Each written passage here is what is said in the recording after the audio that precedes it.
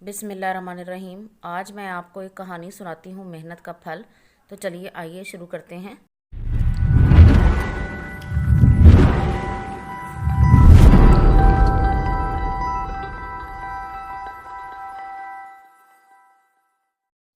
کسی گاؤں میں ایک بوڑھا کسان رہتا تھا۔ اس کے 4 بیٹے تھے۔ سارا دن لڑتے جھگڑتے رہتے اور کوئی کام نہ کرتے تھے۔ لوگ ان کے والدین سے ان کی شکایت کرتے۔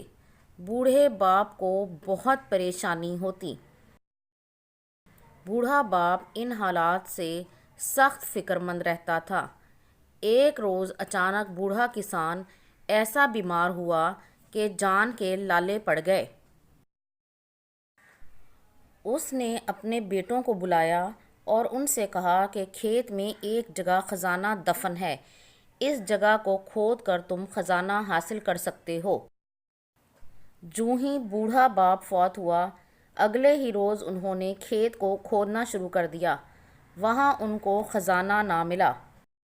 انہوں نے سارے کھیت کو اور گہرا کر کے کھودا مگر خزانہ پھر بھی نہ ملا۔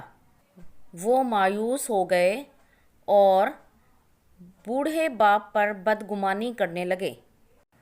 آخر انہوں نے سوچا، کھیت تو تیار ہے، کیوں نہ پانی سے سیراب کر کے اس میں کوئی فصل کاشت کر دیں۔ چنانچہ انہوں نے ایسا ہی کیا۔ فصل خوب اگی۔ جب کٹائی کا وقت آیا تو فصل پہلے سے 5 گنا زیادہ تھی۔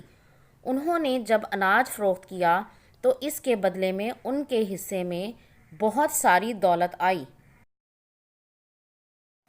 انہوں نے اس سے قبل اتنی دولت کبھی نہ دیکھی تھی۔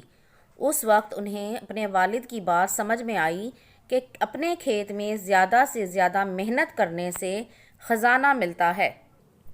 انہوں نے آئندہ اپنے کھیتوں میں زیادہ سے زیادہ محنت کرنے کا فیصلہ کیا۔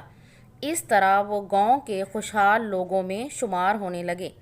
سچ ہے کہ محنت کرنے سے انسان خوشحال ہوتا ہے اور محنت کا پھل ضرور ملتا ہے۔